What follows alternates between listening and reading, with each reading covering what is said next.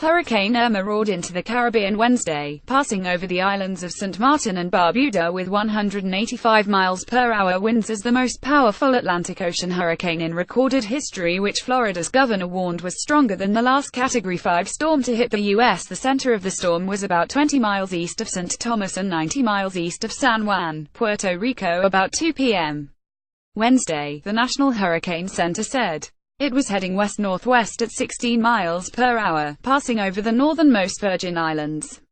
As the eye of Irma passed over Barbuda around 2 a.m., phone lines went down under heavy rain and howling winds that sent debris flying as people huddled in their homes or government shelters.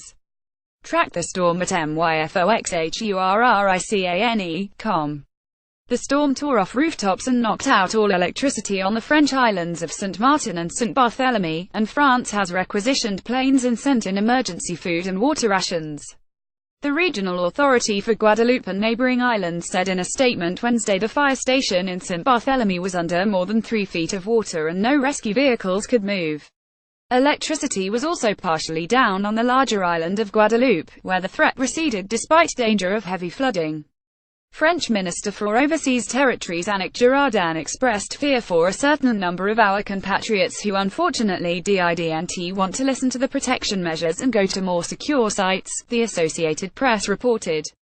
On St. Martin, video posted to Twitter Radio Caraïbes International Guadeloupe showed damage to the Beach Plaza Hotel, with debris strewn throughout the area. Another video showed St. Martin as Irma's eye passed, with streets flooded and boats piled up on each other in a harbor area. A subsequent video posted to Facebook by someone in nearby St. Bart's with the caption "Disaster shows massive flooding," with some cars floating in city streets. As Hurricane Irma continued its track west, the storm's most dangerous winds, usually nearest to the eye, were forecast to pass near the northern Virgin Islands and nearer just north of Puerto Rico on Wednesday.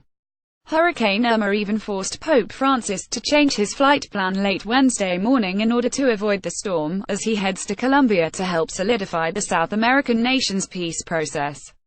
He was originally scheduled to fly over Puerto Rico and Venezuela before arriving in Colombia. The National Weather Service said Puerto Rico had not seen a hurricane of Irma's magnitude since Hurricane San Felipe in 1928, which killed a total of 2,748 people in Guadeloupe, Puerto Rico and Florida. The dangerousness of this event is like nothing we've ever seen, Puerto Rico Gov. Ricardo Rossello said. A lot of infrastructure won't be able to withstand this kind of force. Since Tuesday, the island has opened 456 shelters for people living in vulnerable areas, El Nuevo Dia newspaper reported. Rossello said as of Wednesday morning there were about 700 people in shelters, mostly on the island's northeast coast and in Ponce. We must prepare ourselves for the worst, he said at a news conference. The result of not doing so would be devastating. While the impacts of Irma on the U.S. mainland are still to be determined, Florida Gov. Rick Scott activated 1,000 members of the Florida National Guard to be deployed across the state, and 7,000 National Guard members were to report for duty Friday when the storm could be approaching the area. The storm is bigger, faster, and stronger than Hurricane Andrew, Scott said Wednesday, referring to the last Category 5 storm to hit the U.S. in 1992. He warned Irma may bring significant storm surge to the state not seen during Andrew. On Monday, Scott declared a state of emergency in all of Florida's 67 counties.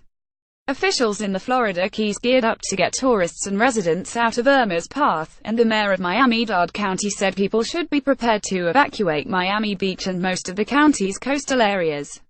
Mayor Carlos Jimenez said the voluntary evacuations could begin as soon as Wednesday evening. He activated the Emergency Operations Center and urged residents to have 3 days' worth of food and water. President Trump declared emergencies in Florida, Puerto Rico and the U.S. Virgin Islands, and authorities in the Bahamas said they would evacuate 6 southern islands.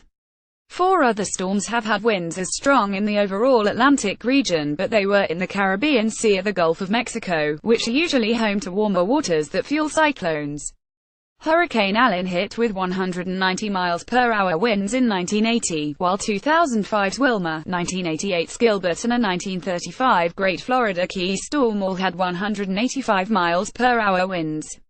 Bahamas Prime Minister Hubert Minnis said his government was evacuating the 6 islands in the south because authorities would not be able to help anyone caught in the potentially catastrophic wind, flooding and storm surge. People there would be flown to Nassau starting Wednesday in what he called the largest storm evacuation in the country's history. The price you may pay for not evacuating is your life or serious physical harm, Minnis said. A new tropical storm also formed in the Atlantic on Tuesday, to the east of Irma. The Hurricane Center said Tropical Storm Jose was about 1,255 miles east of the Lesser Antilles late Tuesday and its maximum sustained winds had risen to 60 miles per hour. It was moving west at 13 miles per hour and is expected to become a hurricane by Wednesday night. Meanwhile, Tropical Storm Katia formed early Wednesday in the Gulf of Mexico off Mexico's coast. The storm has maximum sustained winds near 40 miles per hour and is expected to strengthen in the next few days, according to the Hurricane Center. However, the storm is thought to stay offshore through Friday morning. The Associated Press contributed to this report.